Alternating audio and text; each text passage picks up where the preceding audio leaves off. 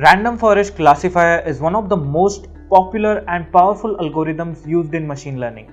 But what exactly is this random forest classifier? In simple terms, it's a machine learning algorithm that creates an ensemble of decision trees to improve the accuracy and robustness of predictions. In this video, we'll dive deep into the workings of random forest classifier and explore why it's such a popular choice for solving a wide range of machine learning problems. We'll discuss the intuition behind decision trees and how random forests combine them to create a more accurate and generalizable model. But before we do that, I'd like to request you guys to enable both the subscribe button and bell icon so that you'll never miss any update coming from Intellipaat YouTube channel. First of all, I shall take you guys through the agenda for this session. We'll begin this session by understanding notion behind the term called as random forest. Then we'll talk a little bit about concept of decision trees. Next, we'll cover working details of random forest algorithm. After done with that, we'll talk about different advantages and disadvantages of random forest algorithm. And finally, we'll cover hands-on demonstration for random forest algorithm. I hope I have made myself clear with the agenda. So without wasting any time, let's begin with the first topic on our agenda, that is what exactly random forest is all about. So from its name itself, you can say that a random forest is something that groups multiple trees together and makes decision by putting intelligence gathered through these groupings to use. If I had to formalize this definition, I'd say that the random forest algorithm groups multitude of decision trees together and then draws a decision based on the majority of votes these decision trees put forward. Let me make it more clear with the help of an example. Consider that we want to know the name of this particular fruit given over here, and we ask this forest over here for help. Let's say this forest here is a random forest algorithm, and these trees that are part of this forest are decision trees. Now when I ask this question about fruit to this forest, what it does is it checks with the trees that are part of it. Another tree says that according to me this fruit is guava, and this third tree over here says no, the tree 1 is right, this particular fruit is avocado. Now what the random forest does is it takes the opinion of 3 trees and scores them. Here it says that I have 2 votes for avocado and 1 vote for guava. So I think this fruit shall be avocado itself. So basically a random forest algorithm takes the decisions by utilizing learnings from multitude of decision trees and chooses the decision which has the maximum number of votes. Since this particular problem was a classification problem, the algorithm took the majority vote. Suppose if it was a regression problem, it would have taken the mean of decisions provided by trees. Now that being said, let's first talk a little about the decision trees. So guys, a decision tree is an algorithm used in machine learning which learns the relationship between data attributes and labels to come across a decision. Now if you are wondering how it is achieved, then let me explain that to you guys with an example. Let's say that I have multiple fruits over here and I want to classify them using the decision tree algorithm. Initially, all of these fruits will be kept at the root node. Then we'll put down the condition to split these fruits at the next level.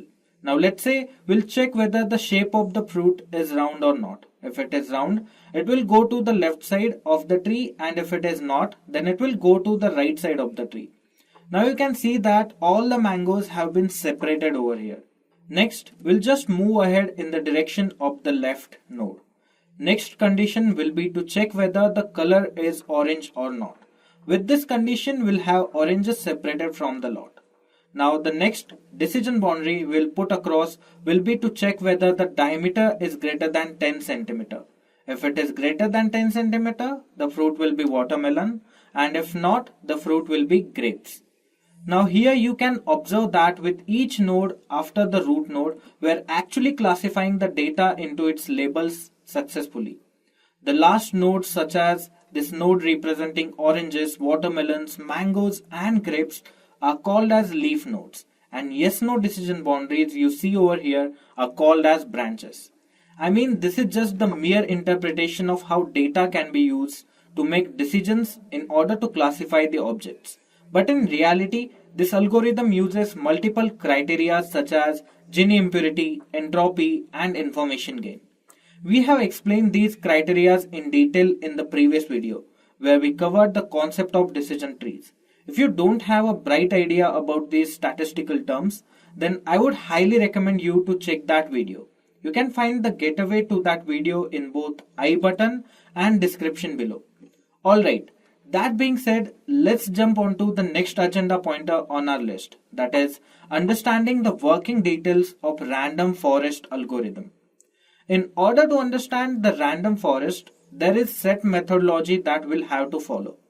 The process of this classifier begins by building the forest and ends up with making the prediction. So, first of all, let us try and understand how the random forest is built. The first thing we got to understand over here is bagging or bootstrap aggregation. So, these terms incorporate two different procedures, bootstrapping and aggregation. Bootstrapping is the process of creating small data samples out of a given dataset, and aggregation is the process of driving decisions using small portions of bootstrap datasets. I know this is quite difficult to comprehend with just definition stuff, so let me put it forward with the help of an example. Consider this small portion of data over here. Basically, this is a toy sample that I have created to help you understand the working of random forest algorithm. This small sample of dataset covers details about three different types of mangoes that are available across pan India. We have Alfonso, the Sherry and Kesar over here as classes. And we also have attributes such as source, sweetness, diameter as well. Now using this data, we'll be creating three small samples for which we'll be constructing the decision trees. Now let us look at the first small sample at the top over here. In this particular sample, we have got certain rows and certain columns, which basically are extracted from the dataset that is present aside. But we don't really know how these columns and rows have been selected. We really don't know the criteria behind this arrangement, right? Also, in the first subset, we have columns, source and sweetness, and in the second subset, we have columns, source and diameter. In the third subset, we have sweetness and diameter as columns. That means all three subsets have different features embedded in them. Now if I have to talk about picking up these features for subsets, then I terminalize this process as feature selection. Keep this term in mind. I'll explain it to you guys in due time. And if I have to terminate the process of creating rows for subsets, then I would term it as random sampling. Basically, random sampling is the process of selecting random samples from your given sample. And there is one more term that I want you to observe in the second table. That is replacement. The sample belonging to class Kesar has been repeated twice in this second subset over here. And that repeatedness is exactly what we refer to as replacement. What I mean here is that we can use the same records available in the sample dataset to build subsamples. So this particular process of creating small subsets, or to be specific, bootstrap datasets using the repeated records is known as random sampling with replacement. Alright, that being said, let's draw the decision trees to drive decisions and perform the process termed as aggregation. For the first bootstrap dataset, the decision tree will be something like this. Initially, we'll have all classes at the root node. Then we will apply the condition where we will check whether the source is Maharashtra or not. If it is not, then the fruit will be Dasheri, otherwise it will be either Alfonso or Kesar. Now we will check for the sweetness greater than 4. If sweetness is more than 4, then the fruit will be Alfonso, otherwise it will be Kesar. Now similarly, we'll construct two more decision trees using data of Bootstrap 2 and Bootstrap 3. Now coming to the thing that I told you to wait a little for, that is feature selection. Well guys, the feature selection for classification is by default taken as the square root of the total number of features inside dataset. Now suppose I have got 4 features here, then the number of features selected will be square root of 4, that is 2. If the problem is of type regression, then by default features are selected by the total number of all features divided by 3. Okay, now that being said, let us move on forward to consolidating our learning. So now we will come to the ensemble technique that is known as aggregation. Here I use the word ensembling. So what exactly is this ensembling? Well guys, in simple term, ensembling in the context of random forest just means that you are aggregating results of the decision trees and taking the majority vote in case of classification and mean in case of regression and giving the output. Now we have all of our decision trees over here, and alongside that we also have this sample over here which highlights the attributes of particular mango sample. Now we have been asked to predict the class of this particular sample. So what we'll do is we'll feed this sample to all of these trees and extract their decisions. Now let us feed this sample to tree 1. Here we have a source as Maharashtra. So the sample will move to the left side of tree. Then we have sweetness as 3.9. So the sample will definitely be recognized as Kesar mango. Now let us feed this sample to tree 2. Here again the source is Maharashtra. So the sample will move to the left side of the tree. Next, since the diameter is less than 6.5, the mango will be marked as Kesar mango. Next, we will feed this sample to tree number 3. Now here the sweetness is less than 4, so the sample will iterate further towards the right side. Also, since the diameter is greater than 6, the sample will be further recognized as the sherry. Now what we do is we gather these votes. We have 2 votes for the sample being Kesar and 1 vote for sample being the sherry. So the chosen class in this case would be class Kesar. And in a nutshell, this is how the random forest algorithm works. I hope this explanation is clear to all of you guys out there. Moving forward, we shall discover the pros and cons of this machine learning algorithm. At first, let's look into the advantages. The first advantage we have over here is that the random forest algorithm has low variance. Basically, this algorithm was created to solve the problem of high variance in decision tree algorithms. So definitely this comes with low variance because this algorithm combines the results of multiple decision trees and each decision tree is being trained on a limited dataset. We have seen that in the example that we covered earlier as well. Due to these factors, definitely there is going to be less depth, less overfitting and low variance of the data. Now coming to the second point, that is reduce overfitting. Just like we mentioned in the previous point, we use small bootstrap data samples to create decision trees. So definitely there is going to be less depth and hence very less overfitting. Also, the model won't be much affected by the noise in the data. Reason being, we generate a multitude of trees to drive the single decision, right? Another advantage we have here is that in case of this model, the normalization is not required at all. This whole algorithm works on a rule-based approach. So definitely there is no need to worry about different ranges available in the dataset. Next advantage we have here is high accuracy. Random forests are known to produce highly accurate models, often outperforming other algorithms on a wide range of classification and regression tasks. Fifth advantage I have here is scalability. Random forest can be easily parallelized and distributed across multiple processors or clusters, making them scalable and efficient for huge and large datasets.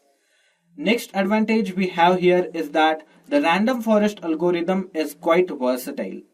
This algorithm can be used for both classification and regression tasks and can be applied to wide range of problems in various industries. Hence, it is considered as CART algorithm as well.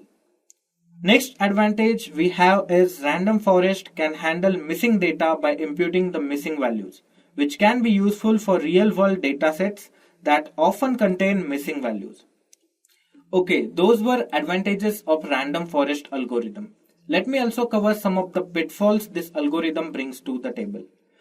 First disadvantage I have over here is complexity. Random forest algorithm can be complex than other algorithms such as linear regression, logistic regression, decision trees because they are built from multiple number of decision trees. This complexity can make the model harder to interpret and explain to others. Another disadvantage about random forest that we have over here is it is computationally expensive. Random forest can be computationally expensive to train and evaluate, especially for large datasets with many features. This is because the algorithm builds a large number of decision trees and combines their predictions, which can be very time consuming. Third disadvantage that I have over here is that random forest can become biased towards features with many levels. The reason being, these features tend to have more splits and therefore more opportunities to improve the model's accuracy. This can lead to suboptimal feature selection and poor generalization performance.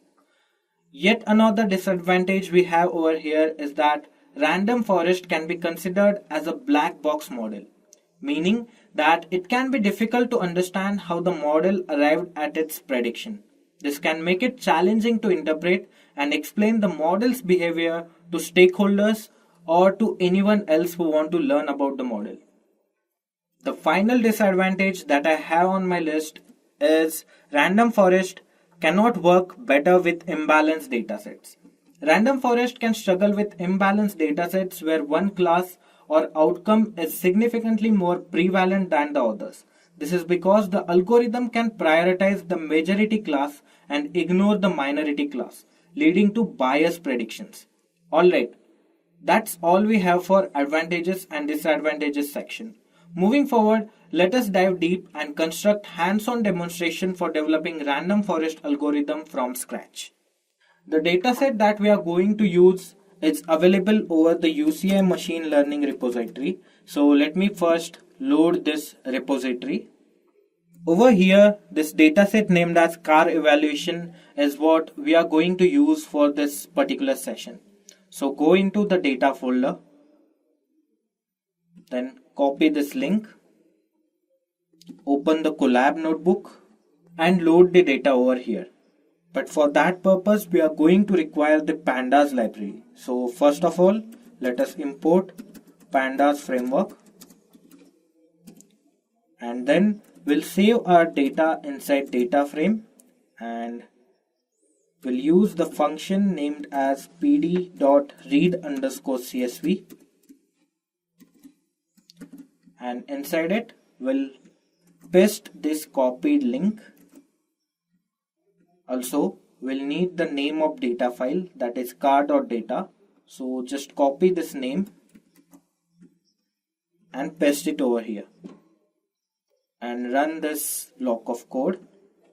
And to validate if data has been loaded into your data frame or not, just run this block by writing df and you'll get the data over here.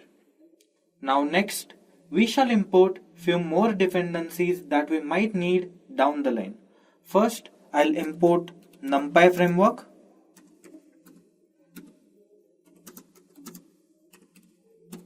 Then I'll import Seaborn.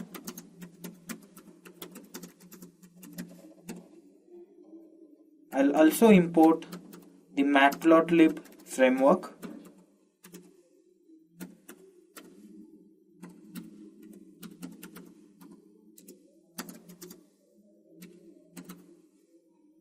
And I'll run this block. Now next, I want you guys to notice that we really don't have proper column names for our dataset. I mean, you can clearly see that data starts directly with the first row. So we definitely have to do something in order to comprehend this dataset. Alright, let us visit UCI directory to know more about the dataset. Here we can see that this data basically highlights whether the car is acceptable or not. The target variable for this data is going to be class, which highlights the acceptability of car.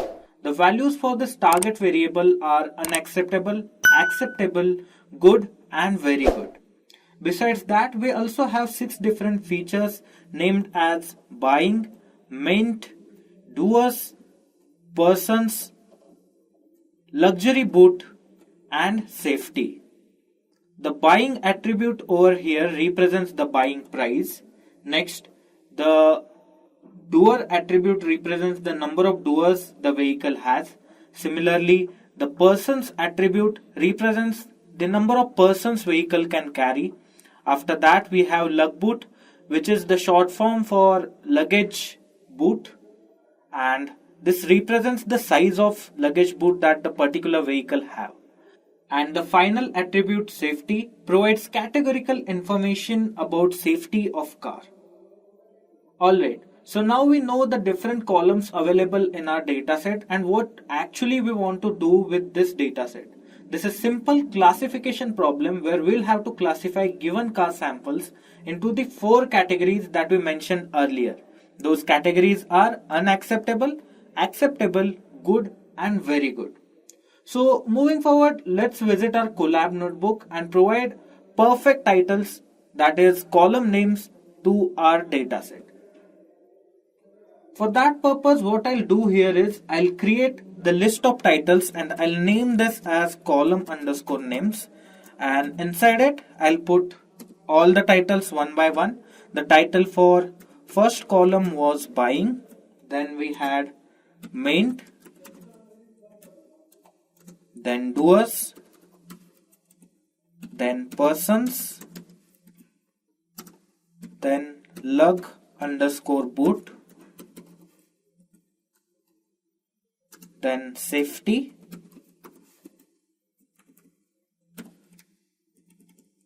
and then we had target variable, that is class.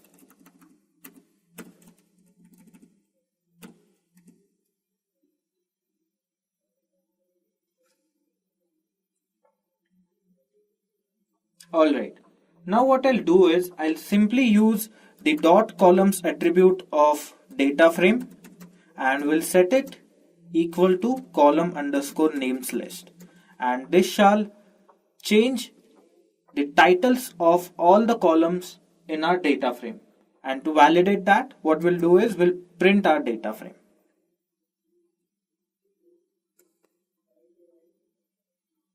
And here you can see that all the column names has been applied to our dataset. Alright, now let us learn more about our data. First, let us put info function to use over here. With this info function, we'll get to see if there are any null records available inside our data or not. And here we can see that there are overall 1727 entries in our dataset, and we have 1727 records for each column. So what that represents is we don't really have null objects available inside our dataset. And also the data type for all of our columns is of object type. Alright, now moving forward, let us know about total number of unique values across each column along with details such as the most frequently seen records and their frequency. In order to get this done, we'll use df.describe function over here. And inside it, what we'll do is we'll set include parameter to all so that we'll get details about all the columns of our dataset. Now once I run this command, but if I want them to be represented in a well managed tabular format, then what I'll do is I'll just take a transpose of this.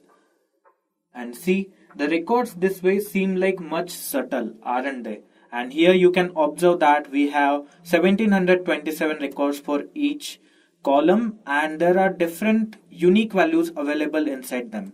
For buying, we have 4 unique values, out of which high is highly seen inside this column. Alright. Now, next thing we shall do here is we shall visualize the frequencies of all unique attributes across each and every column. And it's pretty easy to do. All we have to do is create a looping condition. So I'll use for loop over here.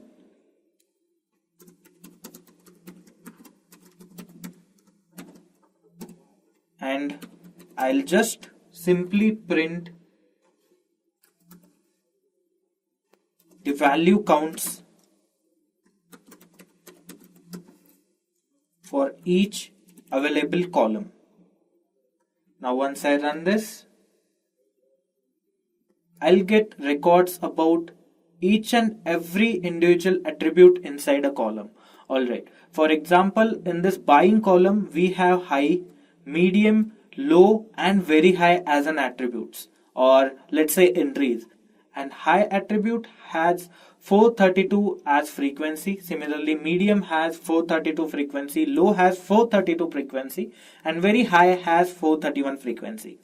Now, similarly, we can see that we have got frequencies for all the samples and all the columns over here. Okay, now moving ahead, what we shall do is we shall check whether if our data contains duplicate values or not. We have already checked that we don't really have null values inside our dataset. So there is no need to imply isNull method over here.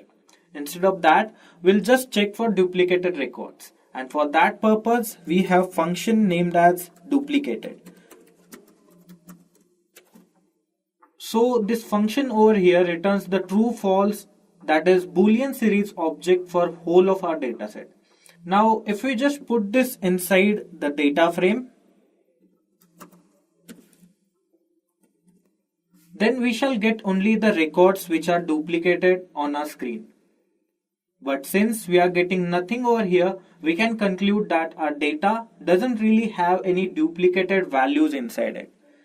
So now the only thing that the left over here in pre-processing phase is dealing with non-numeric values. We saw that all of our data columns are made up of object type. So we'll have to convert them into numeric type so that we'll be able to feed them to the model. And in order to do that, what we are going to do is we are going to use encoding technique known as ordinal encoder. What this encoder does is it converts the categorical values into ordinal values by assigning unique values to each attribute in a column. Okay, let us first import the ordinal encoder from sklearn package to get started. So from sklearn dot preprocessing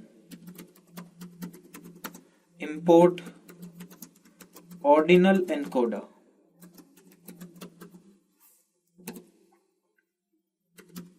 Now we will create the instance of ordinal encoder.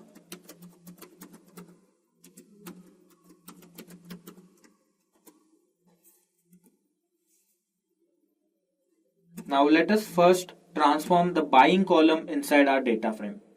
And for that purpose, we'll use fit underscore transform method.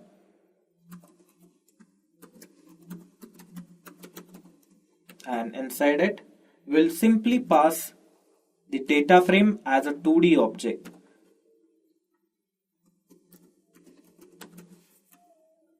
And we'll save changes to our data frame column named as buying. Now I'll copy this line and I'll paste it down over here because we'll just change the column names one by one. Now I'll put main over here and main over here as well. Next we have doers.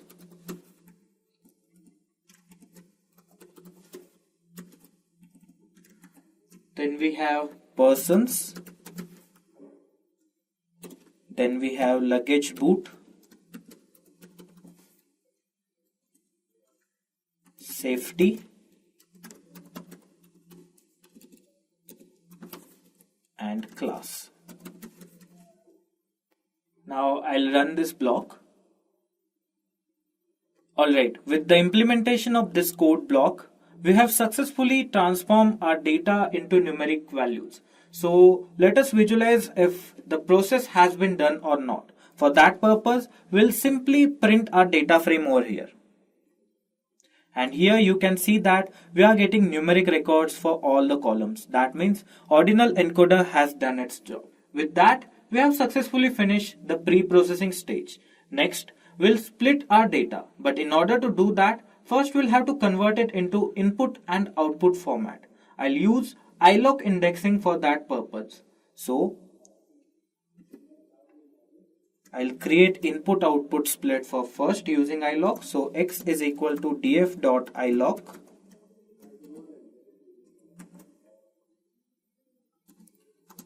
And I'll just not take the last column in our data frame. And for y, I'll set df dot iloc as the last column.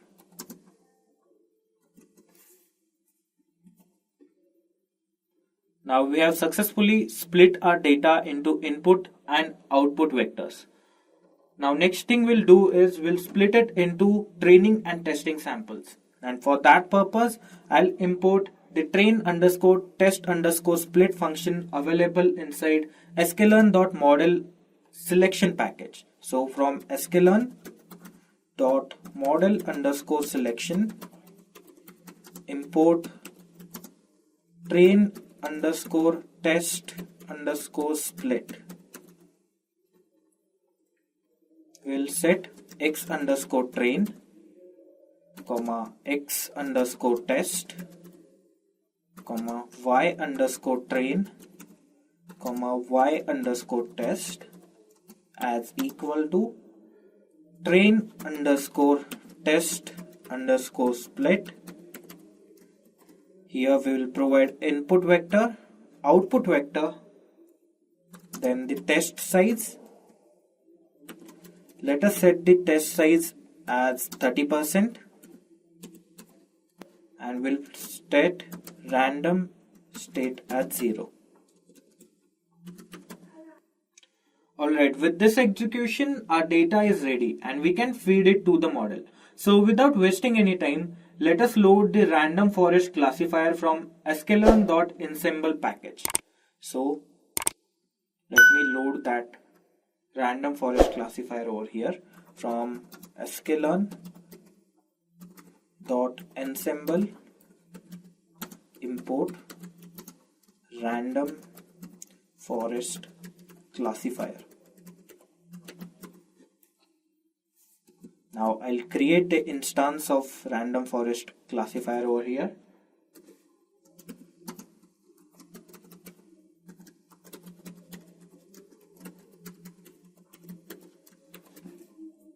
And I'll basically fit my data to this classifier. clf1 dot fit x underscore train, comma y underscore train. Now let us make prediction using the dot predict method. So clf1 dot predict x underscore test and we'll save it inside the variable named as pred1. We'll also print this pred1 to see the predictions. Alright, here you can see that our model has successfully predicted the results for testing sample. So let us evaluate accuracy for this particular predictions. So I'll import the accuracy score from sklearn.metrics.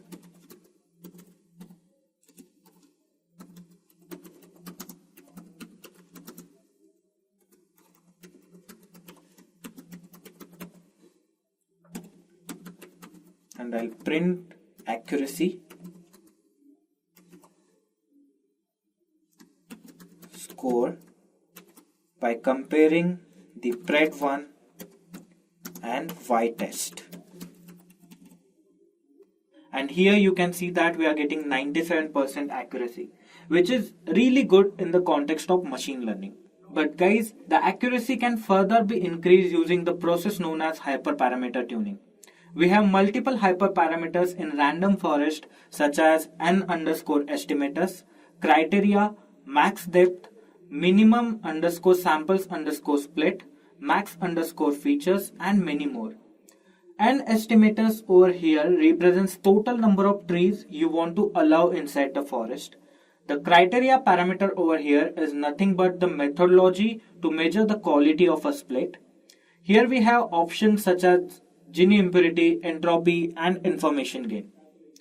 Next parameter is max underscore depth, which determines the maximum depth of the tree. If none, then nodes are expanded until all leaves are pure or until all leaves contain less than minimum sample split samples. And min underscore samples underscore split here portrays the minimum number of samples required to split an internal node. And similarly, max underscore feature is yet another parameter that represents the number of features to consider when looking for the best split. Alright, but how are we going to optimize all of these hyperparameters? Well, there are few methods to get optimization done. For this particular session, we'll cover the validation curve function for hyperparameter tuning. The validation curve method is a useful function in scikit-learn that helps in evaluating the performance of a model by varying one parameter while keeping other parameters constant. It provides insight into how the model's performance changes with different values of the specified parameter. The purpose of the validation curve method is to plot a validation curve, which is a plot of a model evaluation scores such as accuracy, F1 score, mean square error, etc. on the y-axis against different values of a hyperparameter on the x-axis. This allows us to analyze the impact of changing the hyperparameter on the model's performance and identify the optimal value. This function also contains few arguments. Those arguments are estimator, x, y, param underscore name, param underscore range, CV and scoring, etc. So estimator parameter specifies the model or pipeline object for which the validation curve is generated. In our case, estimator will be the random forest. X represents the input part of data, Y represents output part of the data. Param underscore name argument is basically the one to specify the parameter of model you want to vary while keeping others constant. And param underscore range specifies the range of values for the hyperparameter to be tested. It should be sequence or array-like object that represents the different values to be evaluated for the param underscore name. CV argument is one that determines the cross-validation strategy used to evaluate the model's performance. If you have 3 folds, if you have 5 folds, or if you are using k-fold strategy. And scoring argument specifies the scoring metric used to evaluate the model's performance. It can be a string representing a built-in scoring metric from scikit-learn, such as accuracy, precision, recall, F1 score, mean square error, etc. Now let me load this function and show you how it can help you visualize the accuracy for particular varying parameter. So for that purpose, we are going to use visualization library named as YellowBrick, and from it we are going to use package named as model underscore selection. So from YellowBrick dot model underscore selection import validation curve.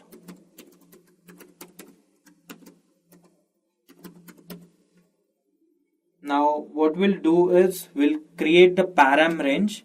Now let us range this as num estimators, and inside it we'll store random values that we want to apply to our number of trees. So basically num estimator is going to be the number of trees we want our model to create. So initially let us say we want to create 100, 200, 450, 500, 750 and 1000. Alright, now let us print the validation curve. So we'll use validation curve function inside the print statement because ultimately we want to return it on our console. So that's why we are using it with print function. Now here first we'll provide the estimator, that is our random forest classifier. We'll set x equal to x underscore train. we'll set y equal to y underscore train, param underscore name will be n underscore estimators for this particular snippet. Then we'll set param range as num underscore estimators. Then scoring will be accuracy, and we'll set cross validation for 3 folds. Alright, now let us run this block of code, and here you'll get this nice graph representing how the learning is happening by keeping this parameter in mind. Alright, now remember that all other parameters are constant, so they are not actually affecting the learning over here. So basically, in training sample, the point where we get maximum accuracy is going to be the suboptimal value of our estimator parameter. Alright, and in this graph you can see that for value 1000 we are getting the maximum amount of accuracy. So what we'll do is we'll set number of estimators equal to 1000 in another classifier that we'll create in a while. But before that, let us perform hyperparameter tuning for few more parameters that we have inside our random forest classifier. So I'll simply copy this code, I'll paste it here, and now I'll just change the name of parameter over here. So now we shall use max underscore depth for optimization over here. So max depth is basically going to be the height of our tree or the depth of our tree. So let us provide values such as 10, 7, 15, 12, 20 and 22. I'll change the name of this variable over here. I'll set it as depth vals, and I'll update the range over here as well. Everything else is going to be same. So I'll run this block, and here we can see that for the depth value 15 we are getting highest training accuracy as well as testing accuracy. So definitely the 15 is going to be the optimal value for max depth parameter. Alright, now let us do the same for yet another parameter named as minimum underscore samples underscore split.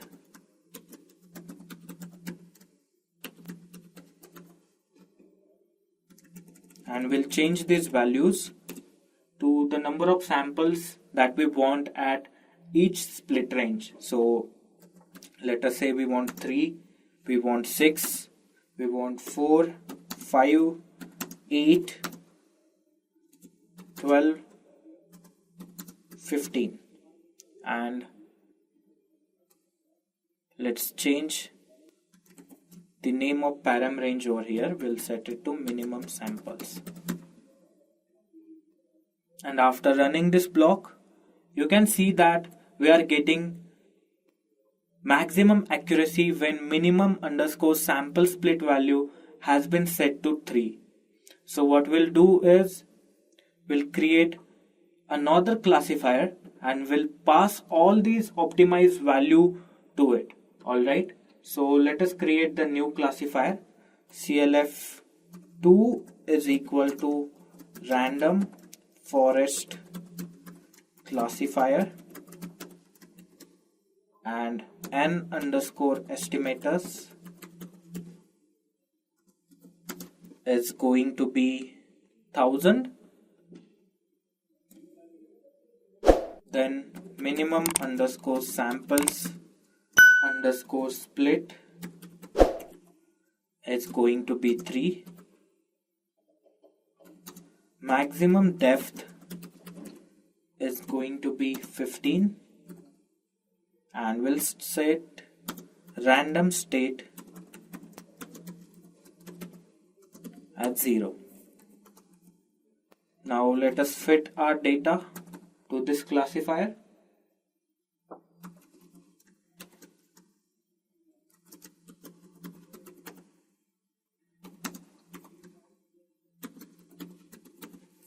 And we'll name predicted variables as pred2, and we'll use clf2 dot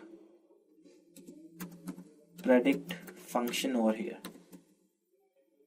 and inside it we'll pass xtest, and we'll also print the accuracy score for this particular model.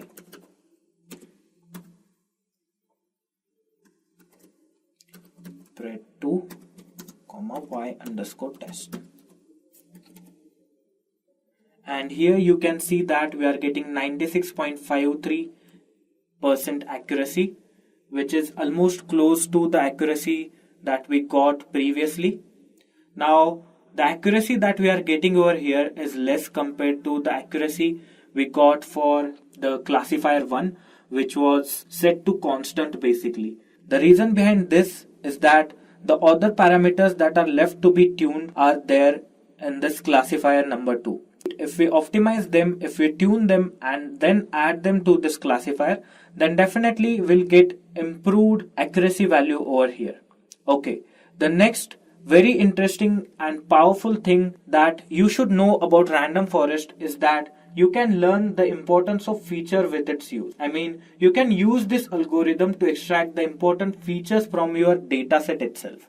So let me show you how you can gauge the importance of different features available inside your dataset using this particular machine learning model.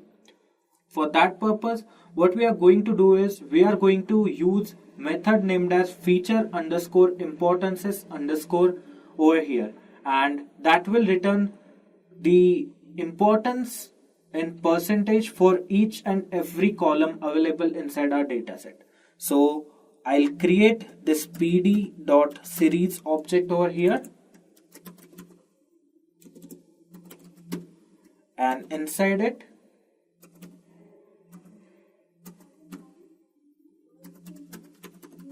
I'll use the important function scores.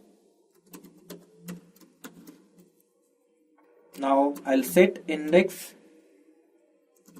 as our training samples columns, and we'll also sort these values so that we'll get higher score at the top.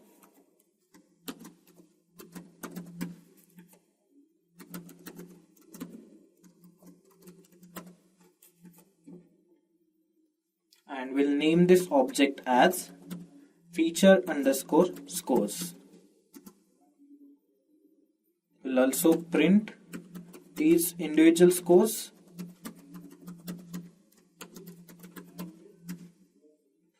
Okay, I made a spelling mistake over here, so I'll rerun this. Okay, here you can see that we are getting the importance values in percentage over here. Well, let us visualize them with the help of bar plot to visualize them better. So I'll use sns.barplot. I'll set x equal to feature scores, and I'll set y as feature underscore scores dot index, which basically is going to be the columns of our extrain sample or our feature names. All right, so I'll set plt.xlabel as feature importance score. Here you can visualize that safety has the most importance in our dataset. Safety, persons, and buying are the top 3 contributing columns towards the learning of our model. So let us do one thing. We'll remove the two least performing columns from our dataset and we'll create new classifier, and let's see what kind of accuracy the model generates then. So let us create one more classifier. CLF3 is equal to random forest classifier. Now we have to remove these two columns out of our dataset. So what we'll do is we'll create the new x and y split. So I'll name it as xn. Xn will be df dot drop, column named as doers, then lugboot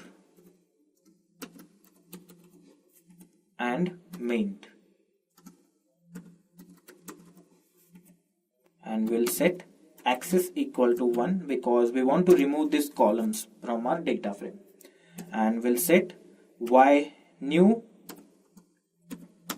as df class. Now we'll split our data x underscore train n comma y x underscore test n comma y underscore train n comma y underscore test n, and it will be equal to train underscore test underscore split, and inside it we'll pass xn, yn, and we'll set test size equal to 0.3 again. Now we'll fit our training data to our model. CLF3.fit x underscore train n comma y underscore train n, and we'll save predictions inside variable named as new pred, and we'll set it to CLF3.predict x underscore test n. Now let us run this block. Well guys, I have made one mistake over here. So the spelling of classifier is wrong. That shall do it. Alright, now let us check the accuracy for classifier 3. So we'll use accuracy underscore score, and we'll compare newly made predictions